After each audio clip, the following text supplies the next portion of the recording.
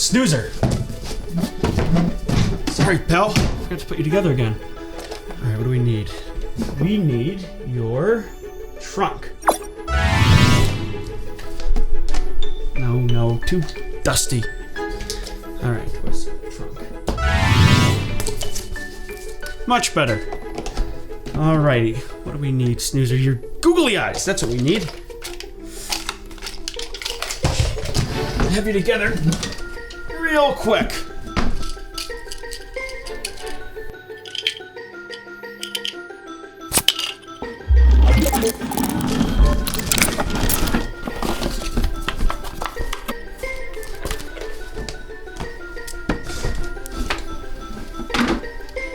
Right, Snoozer, how are you doing? Oh my gosh, Snoozer, I forgot your battery! Hold on.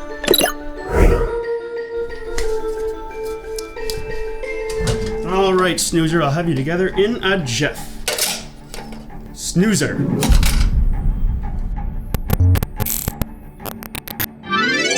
Hello! I am Snoozer! Snoozer, how you doing, buddy? Checkers! I feel hyper!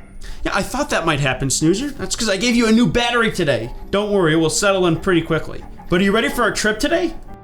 Absolutely! Where are we going? Snoozer, you know it's a surprise. But don't worry, this is going to be a fantastic reading road trip. Well, what are you waiting for? Let's go!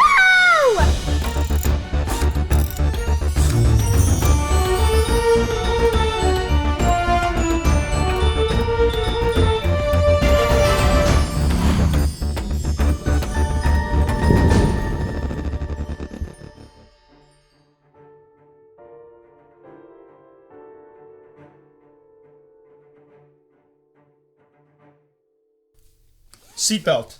Check. Backpack? Check, check. All right, Snoozer. Ascending in 3, 2, 1.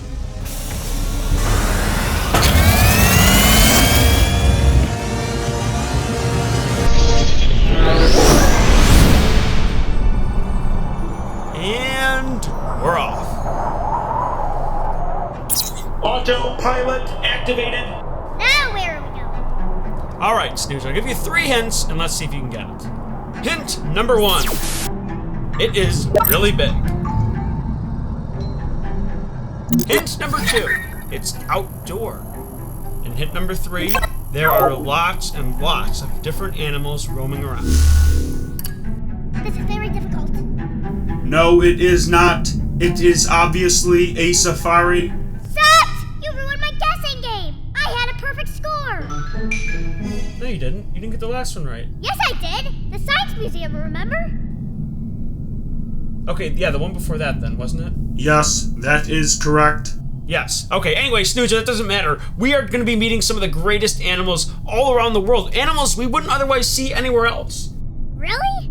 Well, actually, Snoozer, the animal we're going to be visiting today isn't an animal that we would normally see in North America. It's not? Nope, I'm talking about the camel. The camel isn't from North America? What is this menace? Hey, Zod, can you give us some information about camels and tell Snoozer where they come from? Zot, the robot, at your service. Activating excited voice. There are 2 types of camels. 1-humped, or dromedary, camels and 2-humped Bactrian camels. Camels have 3 sets of eyelids and 2 rows of eyelashes to keep sand out of their eyes.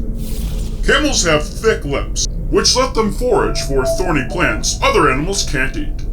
Camels can completely shut their nostrils during sandstorms. Camels are very strong and can carry up to 900 pounds for 25 miles a day. A camel's hump can store up to 80 pounds of fat, which the camel can live on for weeks or even months. Though deserts are short on water supply, when a camel finally does find water, it can drink up to 40 gallons in one go. Goodbye. See, Snoozer, camels don't normally live in North America, unless they're domesticated. Where camels do normally live is in the... Desert animals?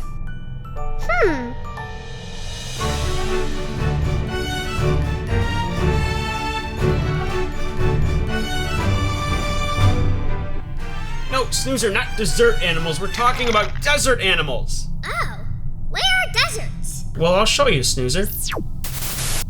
A desert is a barren area of landscape where little precipitation occurs, and consequently, living conditions are hostile for plant and animal life. Here's a world map. The deserts are highlighted. Only animals with special abilities can live in the deserts, like the Komodo dragon or the camel. Special? What's special about camels? Well, Snoozer, camels are able to store fat in their body for long periods of time. That's why they have the humps on their back. Fascinating. I'd like to read a book about a camel. You know what, Snoozer? We might have a chance to do that today. But right now, we're on our way to our safari. We are going to be traveling to Rainbow Way. Once we cross through, we'll be right at our destination, Hidden Valley Animal Adventure. Along the way, we're going to be meeting with Dr. Dan for a health tip, and your teacher, Mrs. Hamilton, is going to do a camel craft with you. Wahoo! This is going to be great! Oh yeah, that's going to be a lot of fun, Snoozer. But you know what? I just realized something. We forgot to pack a very important item because we're going to be talking about deserts and desert animals. You know what we need? We're going to need some water. Let me push the water button. Oh, Snoozer, where's your water? it bumped off my little head and fell on the ground. Oh my goodness. Why is this water so important anyway? That's a great question, Snoozer. But that's not a good question for me. That's a good question for our friend, Dr. Dan. Let's bring him on right now and call him up and ask him why is water so important for us.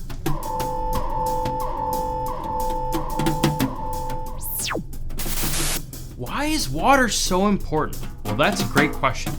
Now, the simple answer is water is important because we have a lot of it already. 2/3 of our body, about 60 to 70%, is made up of just water. Do you believe that? So when we're going out like you and Checkers, out for an adventure in the desert, it's gonna be really hot. And when it's hot, our body sweats water out of our skin to cool us off. So it's very important that we're constantly drinking to replace that water because our body needs it. Dr. Dan, I was thinking, camels drink a lot of water. How much should I be drinking in a day? I'm glad you asked. That's another great question. Well, how much water you should drink a day really depends on how old you are. If you're 5 to 8 years old, you should be drinking about 5 to 6 cups of water a day. If you're 9 to 12 years old, you should be drinking about 7 to 8 cups a day. But all of these are rough approximations. You should drink as much water as you feel you need to stay hydrated. Well, my water bottle is 16 ounces. How many cups is that? Oh, Snoozer, you've got all kinds of great questions today, and I think I've got you another answer. Now, a great tool to always have around is very simple, is a measuring cup. And let's see if we can solve your question with this measuring cup. So I've got a bottle of water here, and let's pour it into the measuring cup. And stop at 1 cup. So as we can see on our measuring cup here, 1 cup is exactly 8 ounces. So you, Snoozer, you have a water bottle that is 16 ounces. Let's do a simple calculation. Let's plug in 16 and divide it by 8. 16 ounces divided by 8 ounces. And what does that equal? 2. So our answer is 16 ounces of water equals 2 cups of water. Oh, wow.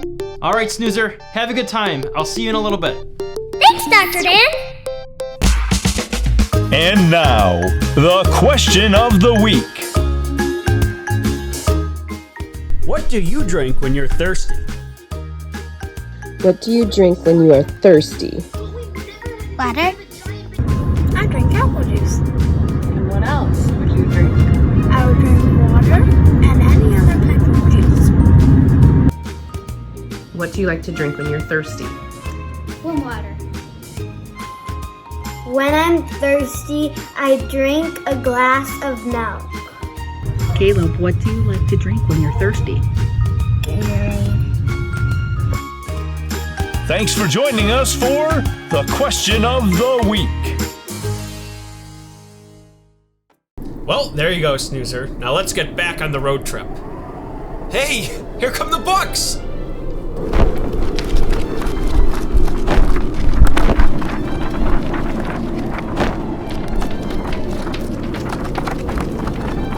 Well, let's check out a few. What was the button for that? I always forget.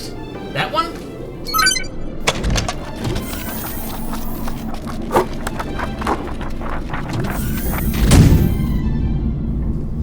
What did we get? Here we go, Snoozer. We have, well, I'll show you. How the Camel Got Its Hump by Rudyard Kipling. In North American Animals, Coyotes by Chris Bowman. Coyotes, another desert animal. But we already know how the camel got its hump, Checkers. Well, Snoozer, we know the real story of how camels got their hump, but this is telling a make-believe story. It's teaching us an important lesson and giving us kind of a funny version of how the camel might have gotten its hump. People have been doing that for thousands of years. But this story is about a really lazy camel that meets a genie, and the camel is just all about himself. He doesn't help anyone else, he only cares about what he's doing, and the genie ends up teaching him an important lesson. And, well, we're gonna learn how this camel ends up getting its hump. Now, this is a good story about teamwork, helping others, doing our part, and it's also just a really funny story. But remember, it is make-believe. This isn't telling the real story about how camels have humps and why they have humps, but it's just a great story to read, and you can learn a lot from it. But while we're talking about camels here and learning about them, I think this would be a spectacular time for you to do your camel craft with your teacher, Mrs. Hamilton. What do you think about that? Oh boy! That sounds terrific! Well, great! Let's bring on Mrs. Hamilton and make our camel craft. Hi, Mrs. Hamilton! Hello, Snoozer. Are you ready to make our craft? Yes, I am! Well, today we are making a camel, and it looks like this. Nice! Alright, so let's get moving. We're gonna need scissors, glue, and the rest is up to you. So let's get cutting.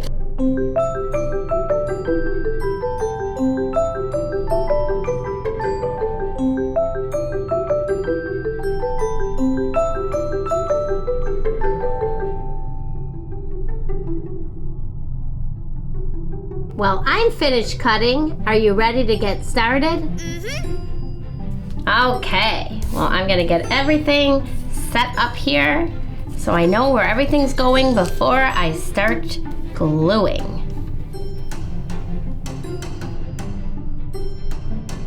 All right, let's get going.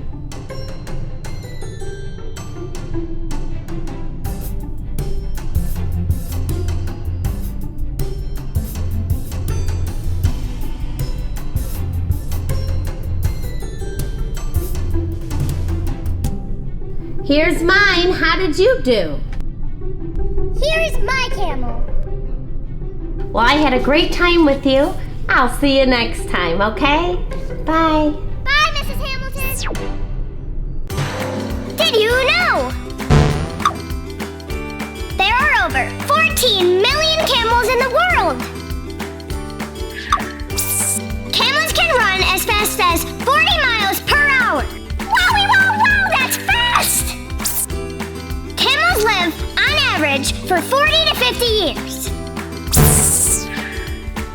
A camel can drink around 30 gallons of water in just 13 minutes. The library has tons of books about camels. Visit the library to learn more.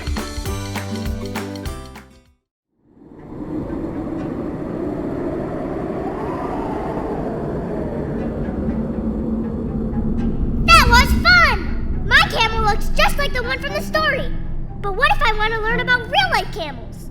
Oh, so you're talking about a nonfiction book. Because you've got the fictional books, and those are the make-believe story. And then you've got nonfiction books, which are about real-life things. So you want to learn about real camels and real animals. Well, you know what? Let's ask Zot for a mix of books about desert animals that are fiction and nonfiction. What do you have for us, Zot?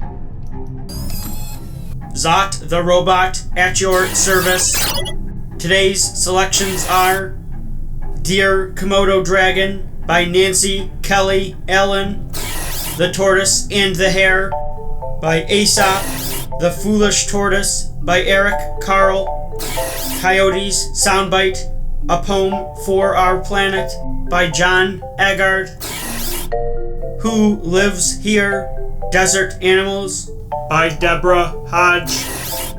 Why Oh Why Are Deserts Dry by Trish Rabe. 6 books to read to learn about desert animals. Goodbye. Thanks, Sat. Wow, what a great selection of books, and I'm sure our librarian can help us find more books about Komodo dragons, tortoises, camels, coyotes, all sorts of great desert animals. Yes! What about the other book? Oh, you're right, the other book. It's about coyotes. Let's talk about that one. So this book is giving us real information about coyotes, where they live, what they eat, what they do, and unlike the camels and the Komodo dragon that I talked about, these coyotes actually are native to North America. So we might actually have a chance to see a coyote out in the wild doing its thing. Now, coyotes are really fascinating creatures, and this book's got all sorts of great real-life information about them. So I love reading these books, and these are the kind of books that get me excited to read other books about more animals, and I'd like to read bigger books, longer books, and just really take a deep dive into these animals. So this could be a great start for younger readers, just like you, Snoozer. Great! I'm so excited to read this book. Coyotes are cute! Yes, as soon as we get back from our reading road trip tonight, we're gonna read this book. Wow! Now I want to meet one of these animals. Absolutely. Oh, Snoozer, we're at the rainbow! Well, if we're gonna cross through Rainbow Way, we need to be wearing our safety suits. So let's push this button and change into our safety suits. All right, Snoozer, here we go, going through the rainbow.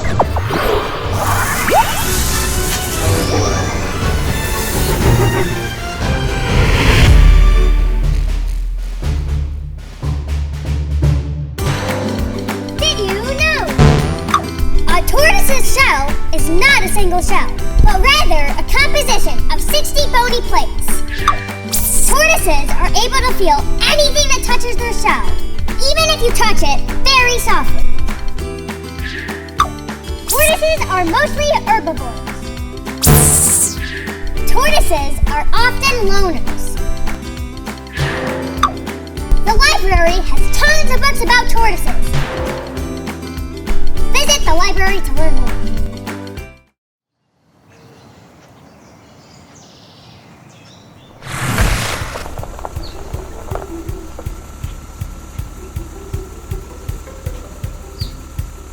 All right, Snoozer, we're here. Let's go inside the safari.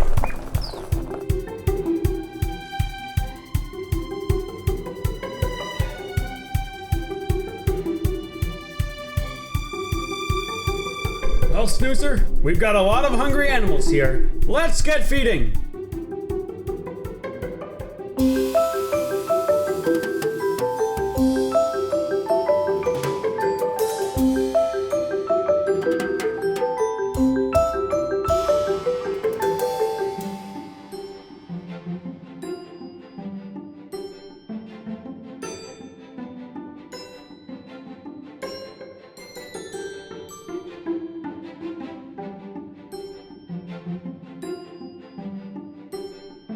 Here's the camel. Look at his thick lips move back and forth. We learned about those. That's what helps them shuffle through thorny plants. Oh, that's great. What a hungry camel.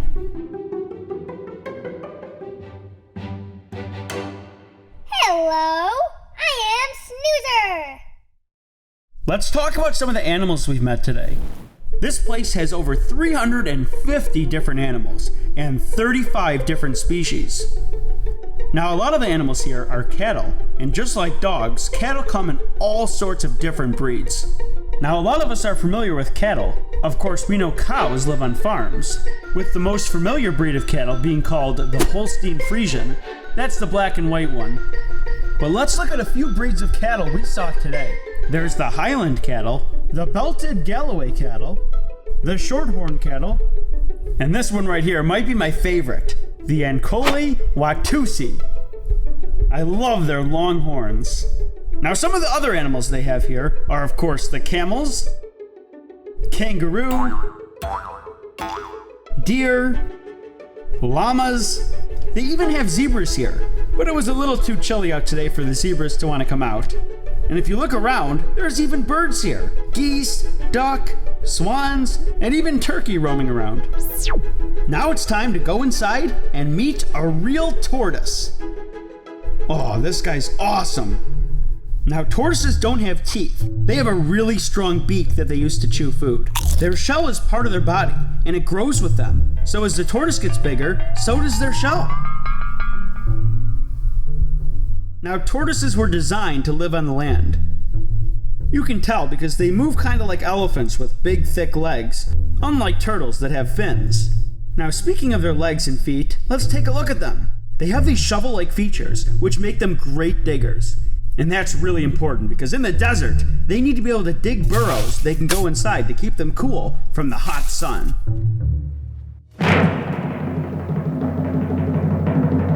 And now it's time for... The joke of the week.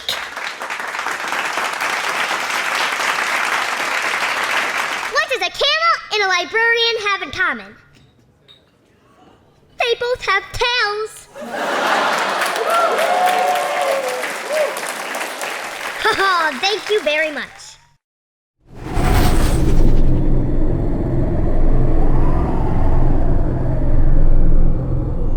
Well, Snoozer, what did you think of our trip today? Oh my gosh, it was great. Those animals were huge. And I am so glad we got to see a real camel and a tortoise.